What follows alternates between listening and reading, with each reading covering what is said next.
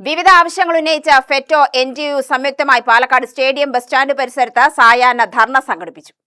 പരിധിയില്ലാതെ മുഴുവൻ ജീവനക്കാർക്കും 12% ബോണസ് അനുവദിക്കുക, ചോദ്യപേപ്പർ വിഷയത്തിൽ സസ്പെൻഡ് ചെയ്യപ്പെട്ട അധ്യാപകനെതിരെയുള്ള ശിക്ഷാ നടപടികൾ പിൻവലിക്കുക, VD സവർക്കറെ അപമാനിക്കാനുള്ള ശ്രമം അവസാനിപ്പിക്കുക, 12ാം ശമ്പള പരിഷ്കരണം ഉടൻ നടപ്പിലാക്കുക, തടഞ്ഞുവെച്ച ലീവ് സറണ്ടർ, DA അരിയർ എന്നിവ ഉടൻ പുനഃസ്ഥാപിക്കുക തുടങ്ങി വിവിധ ആവശ്യങ്ങൾ ഉന്നയിച്ചാണ് സായാഹ്ന ധർണ സംഘടിപ്പിച്ചത്. ഫെറ്റോ സംസ്ഥാന പ്രസിഡന്റ് AJ ശ്രീനി ഉദ്ഘാടനം ചെയ്തു.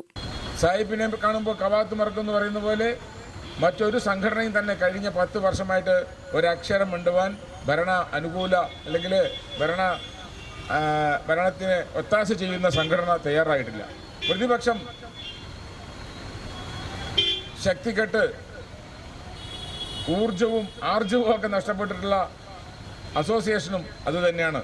എന്നാൽ നമ്മൾ federation of employees and teachers organisation വളരെ ശക്തമായ രീതിയിൽ കഴിഞ്ഞ 10 വർഷവും CPM ഭരണത്തിൻ്റെ പിണറായിക്കെതിരെ അതിശക്തമായിട്ടുള്ള സമര പരമ്പരകൾ അഴിച്ചുവിട്ടുള്ളത് federation of employees and teachers ഓർഗനൈസേഷനാണ്.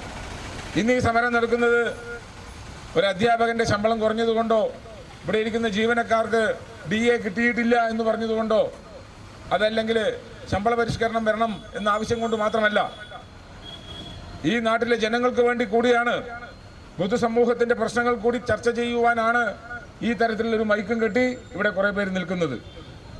NGO Sangh ജില്ലാ സെക്രട്ടറി M. രാഗേഷ് അധ്യക്ഷനായി. NTU സംസ്ഥാന ട്രഷറർ KK രാജേഷ് മുഖ്യപ്രഭാഷണം നടത്തി. പെൻഷനേഴ്സ് സംഘ് സംസ്ഥാന കമ്മിറ്റി അംഗം K. നാരായണൻ, NGO സംഘ് സംസ്ഥാന വൈസ് പ്രസിഡന്റ് മുരളി കേനാത്ത്, ഫെറ്റോ ജില്ലാ സെക്രട്ടറി K. രാഘവൻ, NTU ജില്ലാ ജനറൽ സെക്രട്ടറി ഗിരീഷ് ഗോപിനാഥ് എന്നിവർ ധർണയിൽ പ്രസംഗിച്ചു. UTV news, Palakkad.